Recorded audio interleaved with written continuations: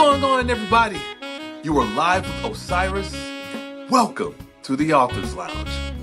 The world is filled with storytellers, and I, along with my guests, are here today in the Author's Lounge to help educate and inspire the young generation of writers and creators. Now, my guests are professionals in publishing, writers from a wide range of formats, and successful entertainers. They will provide beneficial advice on what to do and what not to do on your path to success. So, without further ado, I'll present to you our next guest. Let's go. Without further ado, I present to you a man who has 25 years experience. Even though he looks like he's in his early 20s, he has over 2 decades of experience. He's done sports broadcasting. He's covered sports such as he's covered events such as the Super Bowl, the NCAA Men's Basketball Final Four, and the NHL All-Star Game. He also has experience as a voice actor. He's a Telly Award winner for a 1954 project. Let me say that 1954, not the year, but a company. And he is also the voice behind a 2021 Emmy Award winning documentary, Shaw Rising, which is about the oldest HBCU in the South.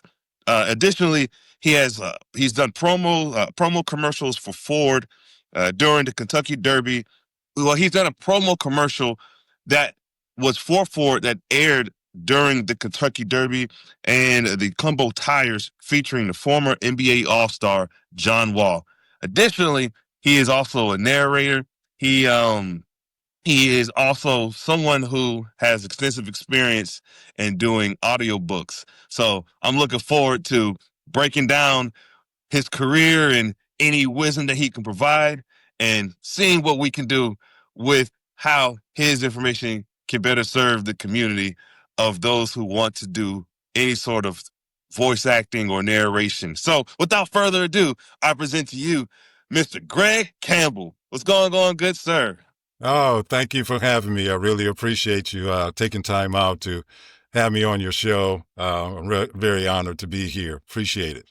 Yes, sir, of course. And thank you again. I wanted to make sure I got all the information at least captured to be Sure. able to shed some light on what you do. So yeah, let's get into it, man. I know we were speaking a little bit before the recording, but if you don't mind explaining, how did you discover the idea that I think I have a voice to do this line of business?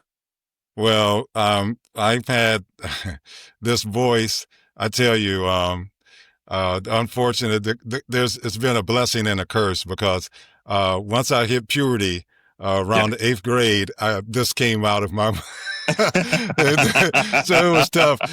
People would say, you have, this smooth voice. I mean, the girls must have been crazy. It wasn't kind back then in the 8th grade, with this, coming into this voice for the rest of my life, having to adjust to this.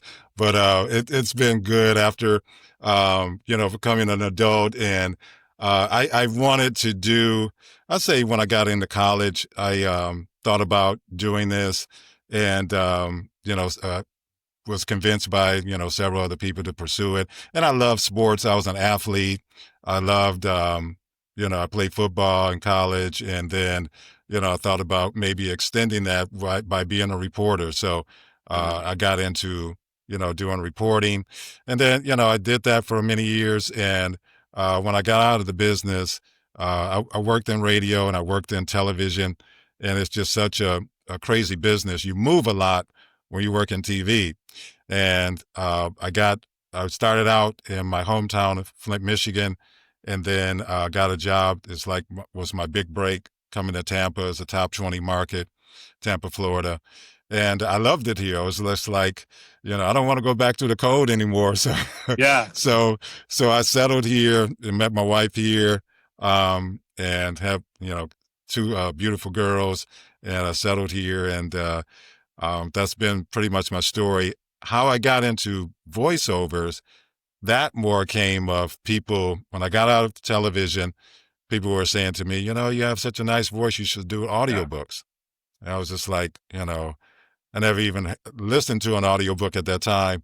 Mhm. And I started taking voice lessons from a guy down in Sarasota, and the rest was history after that. Yes, sir. Check you out. Check you out. I think when you are in alignment with your gift, and you can also in that alignment find a financial reward in it, it's a perfect blend. And yeah, no, you have a strong voice, a strong voice. As soon as I heard you come on, like, oh boy, okay, there we go. This is what we're working with. I've heard some people who have like they naturally have that bass in their voice, and but they don't know how to navigate it in a way that can sound smooth. But just in talking to him, like, oh yeah, he definitely, you had the setup already as well. So, but it sounds good. It sounds good, and I'm Appreciate it. interested here. Yes, sir. I'm interested in even hearing some of the audiobooks, and so this could go so many different directions because I'm a fan of sports. But I know that I wanted to really gauge you when it came to you as a narrator or providing voiceovers for books. So let's start with the setup. Do you Mhm. have a dedicated location that you go to, a studio that you go to record, or do you do it from home? Yeah, I have my own home studio, and about the industry has changed so much, you know, 25, 30 years ago, yeah, you had to go to a studio. But now with technology and computers, home computers, about 90% of narrators work from their own home studio. So, Mhm. and there's a very low percentage that, go to a studio location and do it. But yeah, 90% of us have our own home studios, and that's how it works. And, I like that. I mean, I like to be, my own boss, and doing this from home is awesome. Yes, sir. Now, how do you find work in that regards, right? Like, or well, I would imagine some of it likely comes to you, but how does that business work? It's really like, you marketing yourself and getting out Mhm. there. It's you have to contact a lot of production companies, production houses, because they kind of work hand in hand with us. They have a roster of talent. You ask them to be on their roster of talent, and then when someone wants to shoot a commercial, or a company that uses that production company, Mhm. they'll give them a list of a roster of their talent of voice actors, and they'll contact me, and or whoever voice they like, and they will hire them. Also, there's something called pay to play sites, where Mhm. you pay an annual fee, or it could be monthly. It depends on the site, and they send you auditions. Mhm. When I first started doing this, I got on a site called Voices 123, and another site, voices.com. And they send you numerous auditions every day, and auditions for those. And then there's something for audiobooks, and this is free. It's called the Audiobook Creation Exchange. So it's ACX. So exchange, the X that's in the word exchange is highlighted real big. But you can create a platform, create, a profile, and, authors can find you that way, or you can audition on there. So there's no fee on that. It's totally free, and you can get work that way as well. Oh wow. I mean, I've heard of ACX as well when I was doing some audiobooks just for myself. Nothing, Hmm. nothing top notch, top scale. But just when I was researching, okay, how can I benefit from my audiobooks? But I realized there was a lot more that went into it than just that because I had like a whole Hmm. little mini production that went into music and things of that nature. Things Hmm. that not commercial successful music, but just music that didn't have any copyrights attached to it, but I was a Sure. little iffy about it because I'm like, I don't know how that's going to work. It's probably not a good idea unless I completely own the music to put it on with ACX. But good for you. Good for you for being able to find that type of work. And how successful would you say you've been in the business as a providing voiceovers for books? in comparison to doing it as a broadcaster when you were doing sports analyst, being a sports analyst? Well, I'd say I've reached a level that I've kind of dreamed of. I mean, I still have dreams in doing this. I mean, when I worked in television, you want to get to that big market. And, when I worked in my hometown, Flint, Michigan at that time, at the time, based off of the population, it was about market 65 at that time. I think it's dropped Mhm, lower because the population has gone down in my hometown. mhm, But, making the jump to a top 10, 20 at the time when I came to Tampa, I think Tampa was like market number 9. mhm, So that's one of the things that your goal is in that aspect. And when you work in television, at least it was for me. mhm. And then with voiceover I kind of reached that with doing national spots. You can make a good living doing local spots for voiceovers, Yeah. things like that. But I always dreamed of, maybe doing a national campaign for, you know, a major company, and I've kind of reached that goal. I think my ultimate goal is I would love to do narration for like the NFL. I kind of grew up listening to the voice of God, John Facenda, who was Mhm. did those voices back in the 80s, Yes, sir. and he was just awesome. And three narrators I really admire was him, Morgan Freeman, of course, and Yeah. James Earl Jones. So those three Oh were yeah. people that I really admired. Yes, sir. Yes, sir. And I don't know how you can get any higher than those three you named, but like in particular, Morgan Freeman, man, his work is nothing short of just is awe inspiring. And Oh rest in peace to yes. James, to good old James, man. But I Hmm. will say that you certainly seem to be on the right trajectory in order to do it. You found a lot of success over 2 decades worth, and have still continued to do it. And I think the important message in that for people who are listening or watching is that is consistency. You really can't quit. You have to go. Hmm. At any point you could have stopped, even when the work wasn't coming in quick enough. Hmm. However, quick enough is this defined, right? But you Right. continue to persist with the journey, and look at you now, right? You Hmm. continuously found work, whether you found it yourself or it came to you because Hmm. of your body of work. How important Sure. is it? How important is it to remain on that path, to truly not stop, even if you take, I don't know, a month or two off? How important is it to keep going?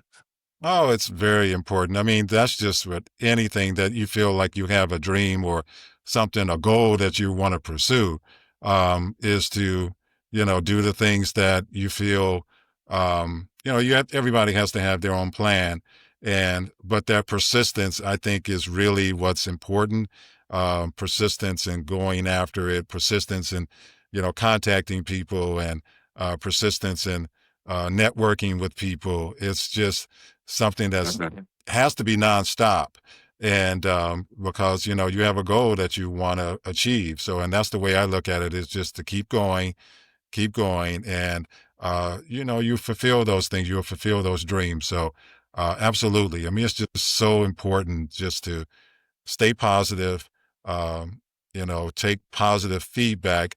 Um, you know, in the type of career that I've had, it's important to be around positive people too. Be around people who are pulling for you, who believe in you. I mean, that is so important, to have a network of people who believe in you, people who have goals, who are positive themselves. That's been one of the Mhm. things that throughout my life that I would encourage people, is to be with people.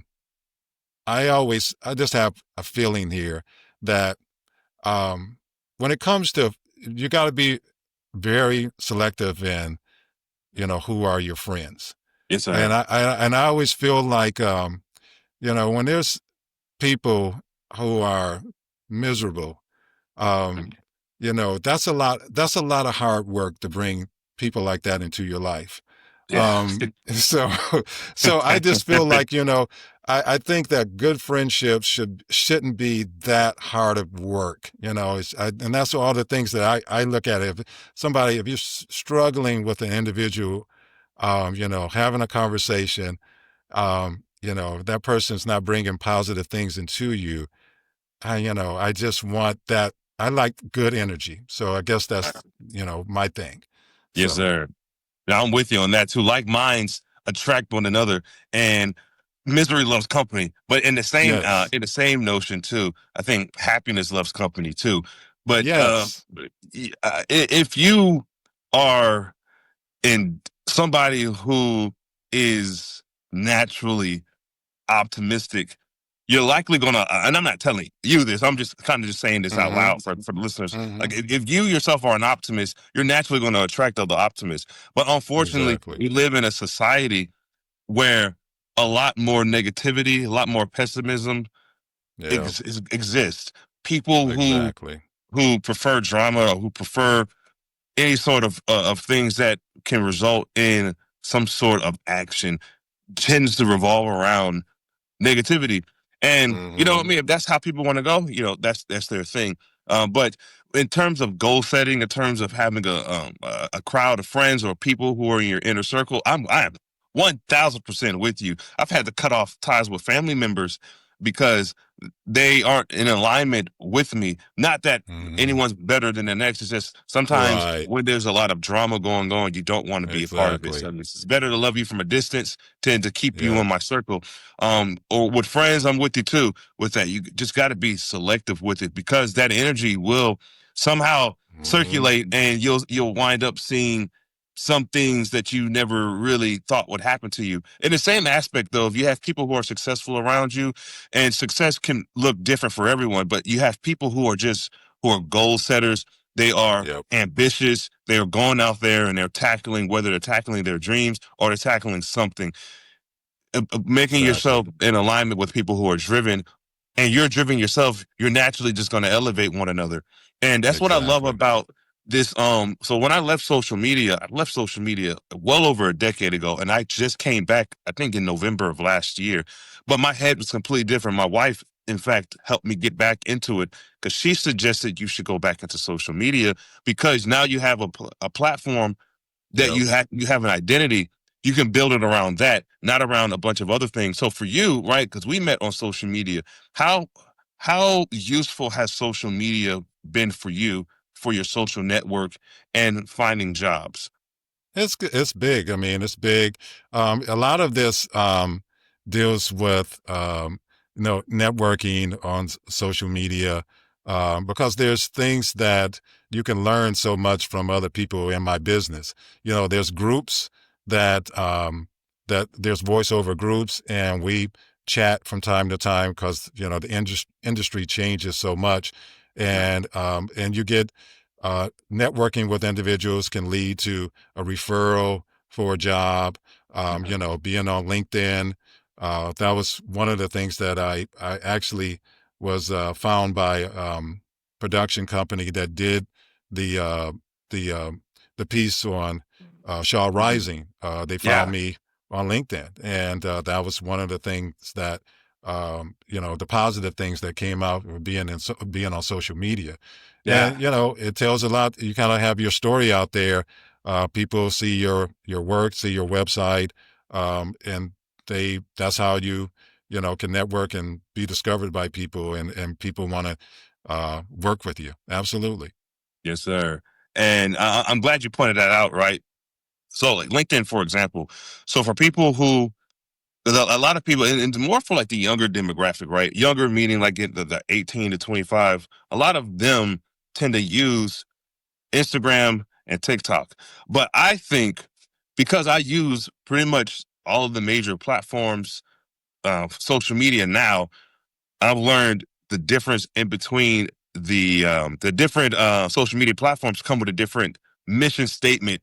But I think personally, I think LinkedIn is probably the spot to go if you are trying to build on a business model because that's where other Mm-hmm. business people tend to reside online anyway, is Mm-hmm. within the confines of LinkedIn.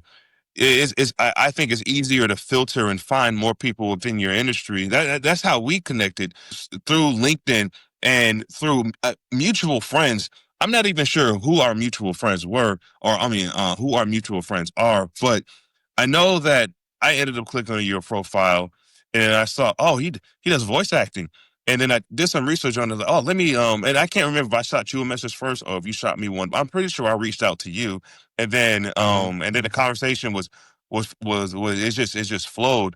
And then you open up to me. And that's one thing I would encourage the people too, because some people come into social media and they immediately dive in. Hey, so they see somebody, they just dive in. Hey, get on my show, or can you get on, or blah blah blah blah blah. Mm-hmm. It's not let's break the ice. Let's get to know a little bit about anybody. It's just immediately. I think actually what it was you saw my things and you asked me about. Hey, tell me about the Mm-hmm. author's lounge, because Exactly. I don't even think I mentioned it. Right. I think we were just talking, and I've learned in this process the importance of just try to build a relationship. And if they are open to it, like, hey, what do you do? Like, I do X, Y, and Z. How about yourself? Boom, boom, boom, boom. Hey, like, tell me, and just like you, hey, tell me a little bit about it. So I would encourage people to not be so gung ho, so heavy, and so abrasive, and going to social media and just going straight to them and say, hey, can you get? I really want you on my show. I mean, I guess there's time and the place for everything where you want Mm-hmm. to, but you got to come with a strong pitch. So for you, right, with Sure. pitches, what is a strong pitch, or what's an idea of a strong pitch that you feel could get you a role or a gig in your line of business? Well, it's a little different. I mean, because I also want to mention I do have agents as well. So a lot of they send me a lot of auditions and stuff like that as well. But for me, I would pitch to a production company or an advertising agency because they are the ones that do commercials and do all responsible for getting voice talent. So I would reach out to them, let them know who I am, how I could be, of service to them, how I could be, bring them value as a voice actor and send them my stuff, send them examples of my work. And, Uh-huh. a lot of times they respond back. Some of them, a lot of times production companies uh, won't respond back to your email, but will contact you like a year later and Yeah. you're like, who is this? Did I send something to this person? And they put you on their roster and you're not even aware of it because they didn't send you an email back saying that, hey, I like your voice. Sometimes they will do that. They will send you back what we call as a warm response, meaning they got your email and they say, hey, Greg, I looked at your work. I really love your work. I don't have anything right now, but in the future, if anything comes up, I'll definitely keep you in mind. Well, that's a warm response. They responded to my email. I know they're going to put me on their roster. And so that's how it kind of works with both, Yeah. advertising agencies, marketing agencies, and then production companies. Oh wow, that's good to know. Mhm. Because I've definitely have seen that myself in the past. Like, okay, cool, but no, I think that's kind of funny as well. You point out like that, like a year later, like, wait, who are you again? Like, wait, what? What is this Exactly. message about? Exactly. You waited like 200,000 years later to respond to me, but that's Yeah. fine. Yeah, but Yeah. Exactly. nonetheless, this is the name of the business, right? I Yep. think also there needs to be a development of a thick, tough skin when it comes to the line of work in general, but really in the entertainment industry. Is hmm there's a lot of rejections. There's a lot. Oh yeah. Hey, Yes. There's a lot of rejection. There's circumstance where, when you send in an audition, right, there might be 100 people or 65 people that, responded to this audition. And then the person, uh, short list. They'll put they'll send you a message saying that you were shortlisted. So they now have it down to a small few. And Mhm. so, if you don't make it, yeah, that's rejection. I mean, they pick somebody else. You know that you're on the cusp of getting this job, but you didn't. And they were considering you. And yeah, so that's a lot of rejection there that you get. Sometimes you send out auditions, you don't get shortlisted. It's just, the job is over. So yeah, you just have to let it bounce off of you and just Mhm. keep going. So that's another aspect that's kind of trained me to, just keep going because there's a lot of Mhm. rejection. Absolutely. Yes, sir. Yeah, and then that is the important piece in it as well, right? For you, 25 years worth didn't there wasn't like for 25 years every job that you have came with probably several dozen of rejections prior to that. And I think Oh that's yeah. important to capture for anybody who thinks that this can happen overnight. Like you see Greg's success and or you see other people. He had mentioned Morgan Freeman earlier. You see individuals like Greg or like Morgan, and you see that wow, they're doing their thing. But if you gotta go back in time and see the grind and the grind the phrase the grind never stops it's not just to make it sound good. It's a true statement when it comes to pursuing a career. It's Yep. that it is ever growing. It doesn't matter of the ethnicity of what the race is. I've spoken to people who are white, who are Asian, who are Hispanic, who have said the same thing. I just had a guest on recently. Her name is Jody Bentley. Is a Caucasian female. Says, and she's Hmm. been doing it for a long time. She Yep. told me it's hard. So Yep. just I want to make sure I mention that because it's because he and I obviously were both black, right? And I don't have to mention that, but for people who are listening to this, trying to assume like, man, he has a deep voice. I wonder. Yep. Greg, he's a black man. I'm a black man as well, and I'm telling you all that it's not just because we're both black that we have to hustle like this. Yeah, maybe to an extent we have to hustle harder, but everybody, all the races that I've spoken to on this show and I'm sure the people that Greg has met could attest that it doesn't matter. You still have to put the work in regardless of what your ethnicity is. You might have to Oh go yeah. harder in some aspects than others, but the hustle is still the hustle. Well, Yep. for you, right? I'm sure you've met a lot of people, right, of different Hmm. backgrounds. Has that been the case in your experience that regardless of race, it's been difficult in general? Yeah, I mean, it's very difficult. I mean, because everybody has to do the same approach in terms of trying to find work. Mm-hmm. That's one of the things. I mean, what I can say as a African American, there's fewer job opportunities for us in that Mm-hmm. aspect of, like for example, one of the things that has changed in the industry is that more, um, you know clients are looking for an African American voice as Mm-hmm. opposed to someone who's trying to sound African American. There's a time period where, you could be Caucasian or some other Yeah. race and you're trying to sound like an African American. Well, they're really look down on that now, and they want an authentic voice.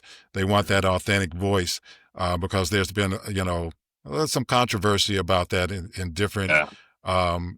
voice actors who, were in the industry for many years, Mm-hmm. trying to sound like an African American. And so that was one of the things that was kind of a battle in the industry to say, hey, there's a lot of African American male and Mm-hmm. females that are out there that you can, hire that Sure. is an authentic voice. And so that was one of the hurdles because there's just, jobs that they're increased over the years where it's specifically asked for an African American voice. And that's been great. That's been helpful. One of the things, I mean, the Super Bowl was awesome. I think the best locker room I was ever in was, and you can look this up. Everybody can look this up. Back in '94, Colorado beat Michigan on a Hail Mary pass, and um, and so I I was in the Michigan locker room waiting for them because Michigan was up by 2 touchdowns. So I got down there early because, you know, everybody thought they were going to win. Yeah. And so one of the guys came in and said, Colorado won. And this was like, with 2 minutes to go, they came back and won the game. And I was like, what? And he was like, yeah, they won the game. And so Coach Gary Moeller came in, and you would have thought that he had just came from a funeral. I mean, it was just so. It was just, oh man. And then I went over to the Colorado locker room, and it was like, it was like New Year's Day. I mean, New Year's Eve. Everybody was.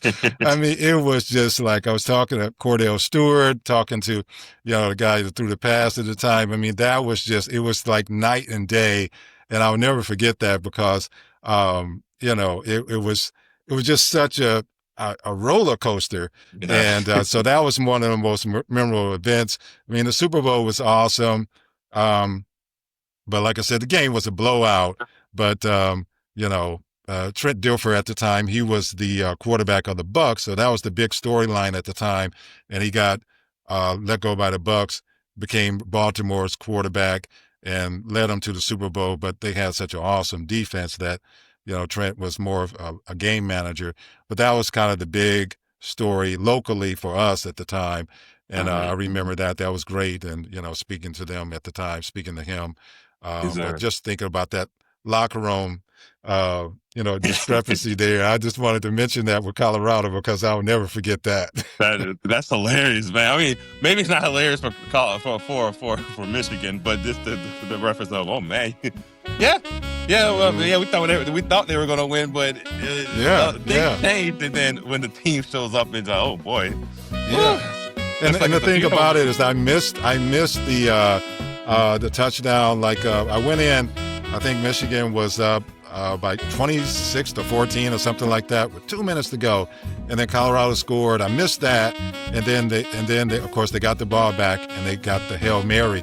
So I missed that. So it was just nuts on the field because I had already went into the locker room, because there were people that were interviewing people as it happened, and so I missed out on that. But the fact when they got into the locker room, I was able to get those interviews and everything. But it was just it was wild. It was wild. I'll never forget that. That sounds like a joyful experience. And I think that's one of the, that right there tells me that it's not about the destination itself. It's about the journey.